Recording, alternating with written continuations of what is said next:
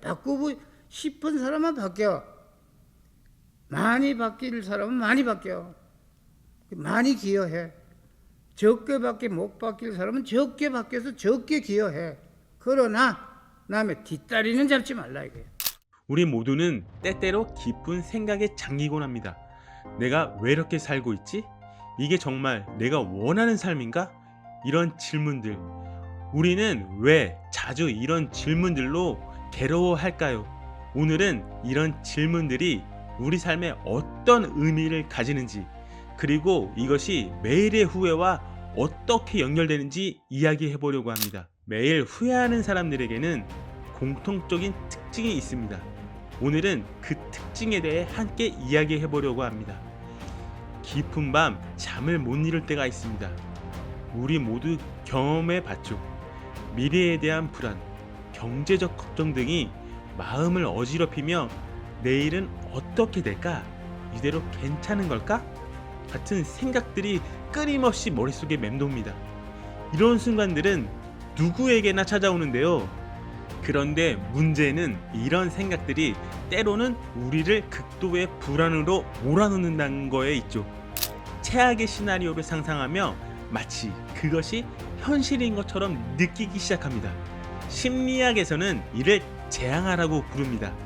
재앙아는 우리가 경험하는 불안과 공포를 더욱 증폭시키는데, 이는 단순한 걱정을 넘어서 우리의 일상생활에까지 영향을 미칠 수 있습니다. 이런 걱정과 후회 속에 살아가는 사람들이 가진 가장 큰 문제는 자신의 잘못을 인정하지 않고 실수를 바로 잡으려 하지 않는다는 것에 있다고 합니다. 그렇다면 매일 후회하는 사람들에겐 어떤 공통점이 있을까요? 첫 번째는 다짐은 하지만 이틀을 못 넘긴다는 패턴을 반복합니다. 새해가 되면 이번에는 다를 거야 라고 다짐하지만 이내 그 결심은 사라집니다. 왜냐하면 우리의 뇌는 변화보다는 익숙함을 선호하기 때문입니다. 여기서 중요한 것은 행동입니다.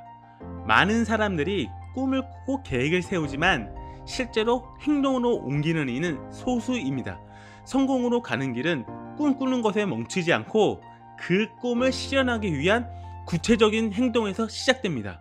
이는 책 부의 추월차선에서도 언급되었습니다. 부자들은 한 권의 책을 읽고 100번 실천하고 실패한다. 반면 가난한 사람들은 책을 100권 읽고도 아무것도 하지 않는다. 이 말은 실천의 중요성을 강조하고 있습니다. 심리학자 다니엘 카너먼은 넛지에서 손실 회피 심리를 설명합니다. 우리는 손실을 경험할 때 그 느끼는 고통이 이득을 얻었을 때의 기쁨보다 훨씬 크다고 느낍니다. 이는 우리가 새로운 시도를 주저하게 만든다는 이야기입니다. 5만원을 잃어버렸을 때의 고통은 5만원을 얻었을 때의 기쁨보다 2배 이상 고통이 크다고 합니다. 이러한 심리가 우리가 변화를 두려워하게 만듭니다. 우리 모두는 항상 선택의 갈림길에 서 있습니다. 다음 단계로 나아갈 것인가? 아니면 멈출 것인가? 중요한 것은 우리가 자신의 약점을 인정하고 그것을 개선하기 위해 노력하는 것입니다. 자신의 잘못을 합리화하고 실수를 바로 잡으려 하지 않는 것이 바로 후회 속에 살아가는 사람들이 가진 가장 큰 문제입니다. 두 번째는 바로 책 한 권을 끝까지 읽지 못한다는 현실입니다. 이건 단순한 독서 문제가 아닙니다. 여러분, 이것은 우리의 행동과 직결된 문제입니다. 하버드 비즈니스 리뷰에 따르면 대부분의 사람들은 책을 구매한 후 겨우 18페이지를 넘기지 못한다고 합니다. 이는 우리가 새로운 지식에 대한 관심을 얼마나 빨리 잃어버리는지를 보여주는 충격적인 사실입니다. 여러분, 새해에 세웠던 계획들을 지금 하고 계신가요? 아니면 작심삼일로 벌써 끝내버리셨나요? 바로 그것이 새로운 계획을 얼마나 빨리 잃어버리는지 알 수 있습니다. 하지만 여기서 중요한 질문을 던져봅시다. 왜 우리는 책 한 권을 끝까지 읽지 못하는가? 이유는 간단합니다. 우리는 행동을 취하는데 실패하기 때문입니다. 우리는 새로운 정보를 받아들이고 그것을 적용하는 데 있어서의 장애물에 부딪힙니다. 우리는 새로운 아이디어와 정보에 대해 깊이 사고하고 그것을 우리의 삶에 어떻게 적용할 수 있는지를 고민하지 않습니다. 이제 여러분 앞에는 명확한 선택이 있습니다.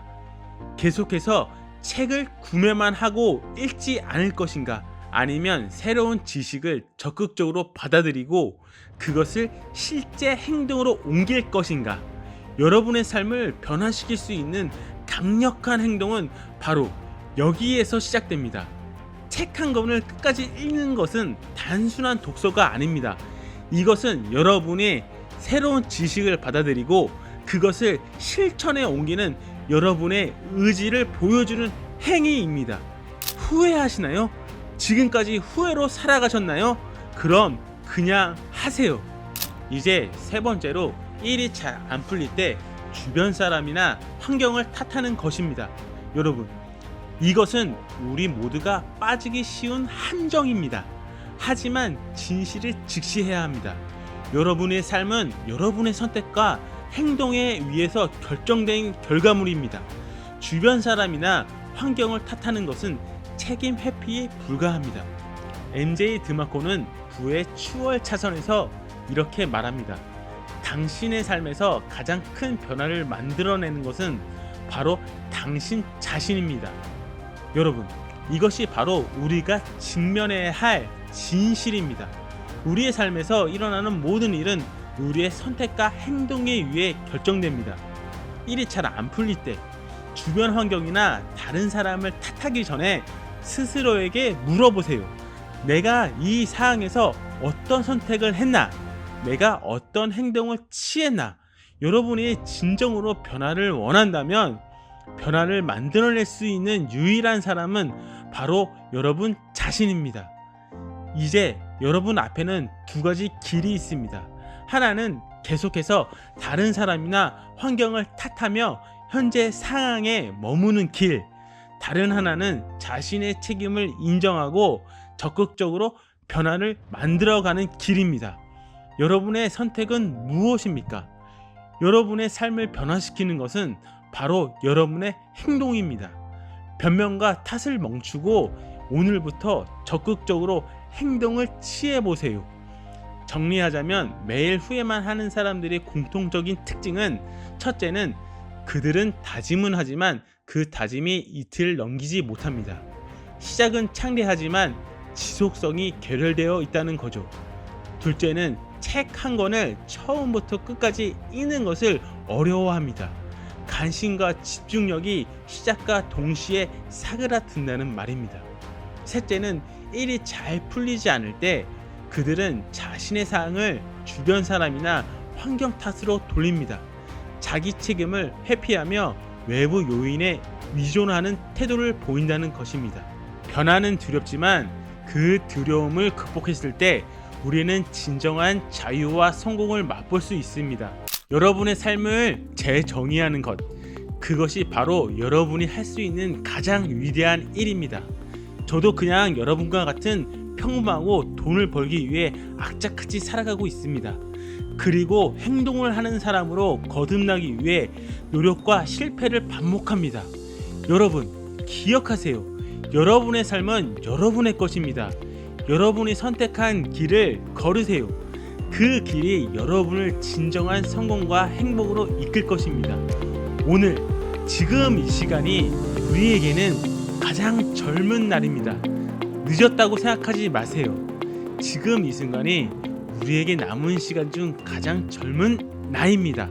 그 여정을 함께 하고자 합니다. 구독과 좋아요, 댓글 내주시면 큰 힘이 됩니다. 감사합니다.